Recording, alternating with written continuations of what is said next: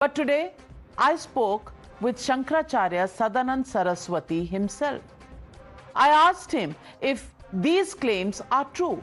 Watch how he crushes all the excuses of the Congress and its allies to snub Lord Ram in the name of Rajniti. Listen in. Shankaracharya ji प्रणाम, नमस्कार। आज के दिन अब हम कुछ ही दिन दूर हैं राम मंदिर में रामलला की प्राण प्रतिष्ठा से। इस पर तमाम लोगों के तमाम रुख सामने आ रहे हैं। मैं आपसे पूछना चाहती हूं, आपको भी निमंत्रण मिला है, क्या आप प्राण प्रतिष्ठा में जाएंगे, वहां इस पूरे भव्य कार्यक्रम में भाग लेंगे?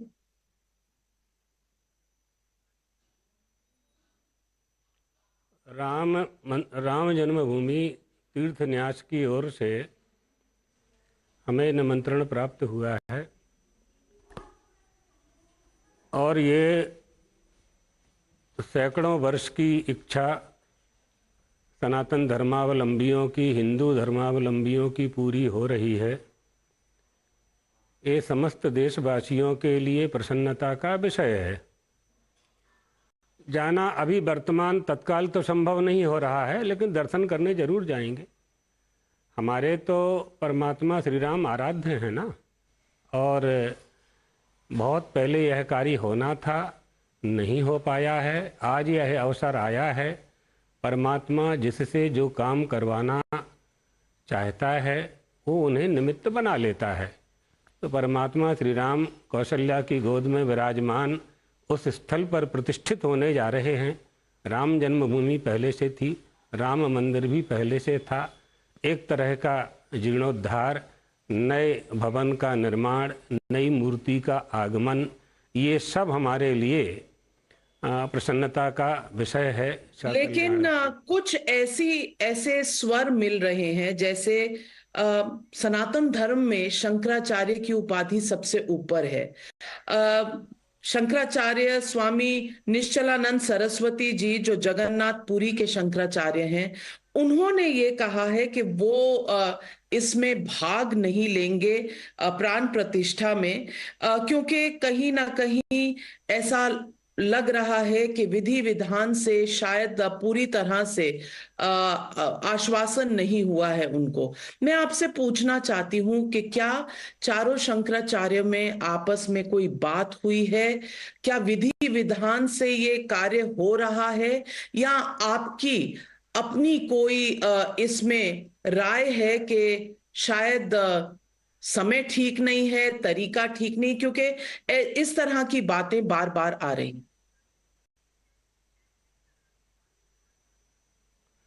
चारों शंकराचार्यों का सिद्धांत एक है, एक हुआ करता है। मठ जरूर चार हैं, लेकिन उनकी स्थापना करने वाले भगवत पादाद्य शंकराचार्य एक ही हैं। अगर यदि वहाँ अयोध्या किसी शंकराचार्य जी का जाना नहीं हो रहा है, तो इसका मतलब यह नहीं है कि वो राम भक्त नहीं हैं या राम मंदिर की स्थापना नहीं चाहते हैं। इस राम जन्मभूमि के उद्धार के लिए शंकराचार्यों ने, रामानंदाचार्य जी ने, मध्वाचार्य जी ने और बड़े बड़े सभी आचार्यों ने, हम किस किस का नाम लेंगे, और बहुत से गृहस्थाश्रम में बहुत से लोगों ने, जन समाज ने बहुत प्रयास किए हैं। और सैकड़ों वर्ष की तपस्या के बाद, बलिदान के बाद, प्रयास के बाद आज ये समय आया है। प्रधानमंत्री का गर्भगृह में होना, क्या ये शास्त्रों के अनुसार है? अभी तक की जो विधि बताई गई है, क्या आप उससे संतुष्ट हैं? यह जो कार्यक्रम है राम जन्मभूमि तीर्थ न्यास के द्वारा आयोजित है, और इस समय देश की कोई भी सरकार होती, उस सरकार को उसमें शामिल होकर के व्यवस्था करनी ही होती है। ये सरकार का, शासन का उत्तरदायित्व है कि वहाँ कई तरह की व्यवस्थाएं हुआ करती हैं। तो राम जन्मभूमि तीर्थ न्यास ने जो निर्णय लिया होगा वो धर्मशास्त्र के अनुसार ही लिया होगा।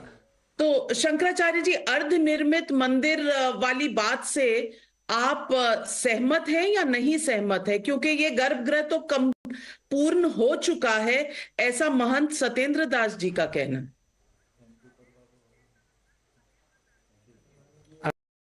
ये कहा है तो वो वहाँ निवास कर रहे हैं और बहुत दिनों से वहाँ बहुत समय से, कई वर्षों से प्राचीन, हम जानते हैं, हम मिले हैं उनसे, वो भी हमसे मिले हुए हैं।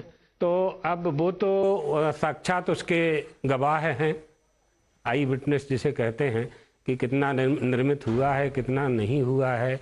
तो जो बात उन्होंने कही है, अगर पूरा निर्माण हो चुका है तो उचित है करना। Yes, ladies and gentlemen, you heard it. The most authoritative voice on Sanatan has settled the Shankaracharya issue by saying that there is no problem with the Vidhi Vidhan. There is no problem of the Pran Pratishta's ceremonies. He even said that there's no problem with the Prime Minister performing the Pran Pratishta, since he represents the entire nation